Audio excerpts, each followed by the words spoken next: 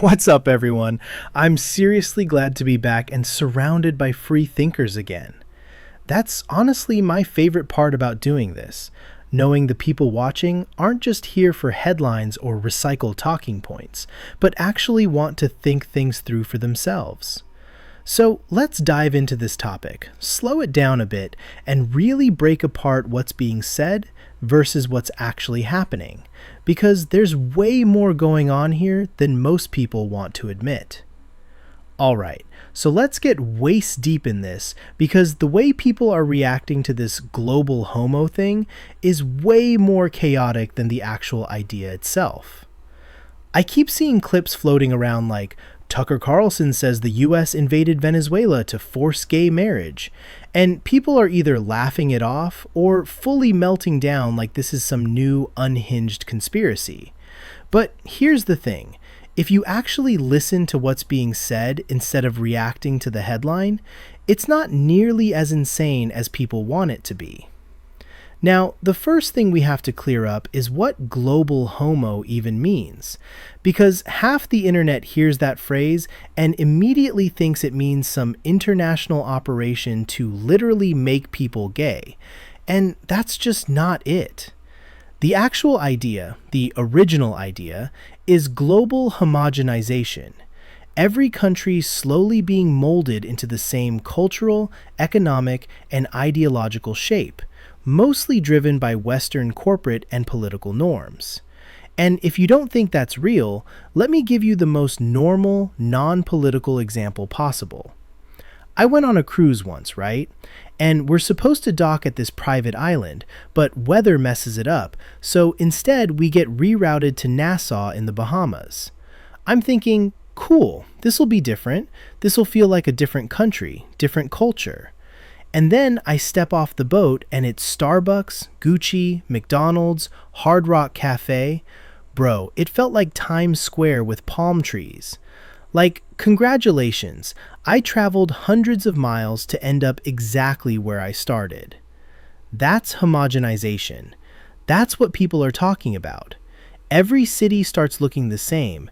Every culture gets flattened into something corporate-friendly, advertiser-safe, and globally marketable. Now, bring that back to Venezuela. When Tucker talks about Venezuela being socially conservative, banning gay marriage, abortion, porn, sex changes, he's not saying the US military is marching in with rainbow flags.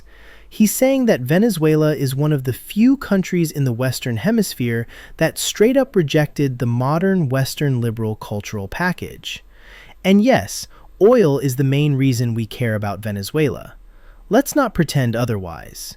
Hugo Chavez seized U.S. corporate oil assets. Maduro kept that going. Venezuela sold oil to our adversaries. That's the real driver.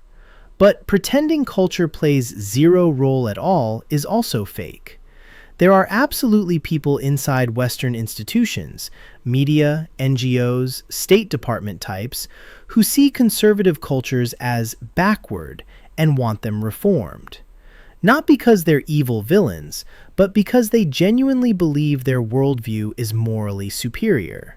So when Tucker says it's a distinct possibility that cultural issues like gay marriage factor into regime change incentives, that's not crazy. It's just uncomfortable. And the funniest part is he's half joking when he says it, laughing while people on Twitter take it 100% literally and start screaming. Now, look at who the US backs as the alternative to Maduro. The US-backed opposition leader is openly supportive of legalizing gay marriage in Venezuela. So if you're sitting there saying culture has nothing to do with it at all, that doesn't really hold up. That doesn't mean we invaded Venezuela for gay marriage. It means cultural alignment is part of the deal when the US chooses who it supports. And honestly, that's not new. We've been doing that forever. We just usually pretend it's about democracy so it sounds nicer. And no, this doesn't mean every conspiracy you see online is suddenly correct. This isn't Israel controls everything or one group runs the world. That's lazy thinking. Institutions are made of people, and people have ideologies. Some of those ideologies influence policy. That's it. If you can accept lobbying exists, you can accept this exists too. So when people scream global homo like it's either total nonsense or absolute truth, they're missing the point. The real issue isn't gay marriage. It's whether we're okay with flattening every culture into one acceptable global model. And that's where this conversation actually matters. Now zoom out, because Venezuela isn't the only place this logic shows up. Look at Iran. You've got massive unrest, protests, regime pressure, and suddenly people are whispering about US involvement again. And here's what people don't get. We're watching these events from our perspective. But inside Iran, the government is doing the exact same thing we accuse them of. They're showing footage of American protests, riots, police clashes, telling their people, look, the US is a fake democracy. Their system is collapsing.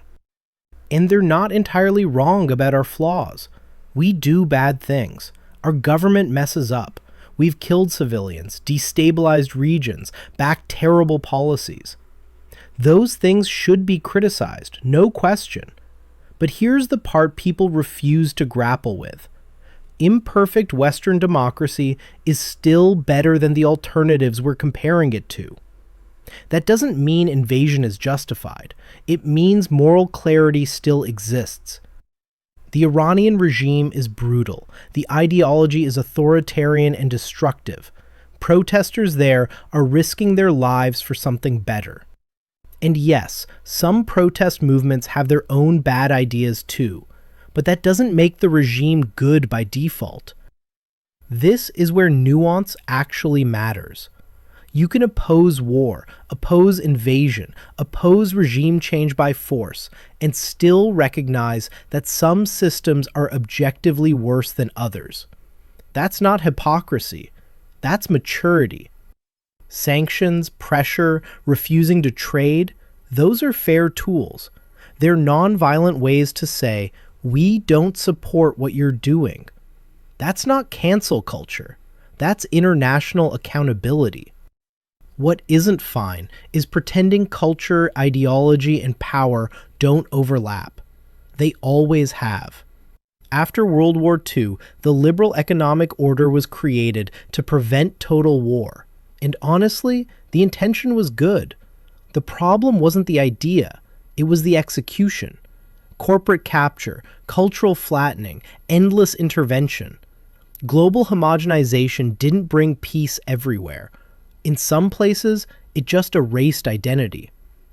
And that's the core of the global homo conversation when it's not being mean to death. It's not about making people gay.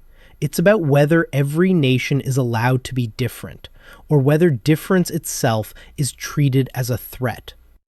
You can want peace without uniformity.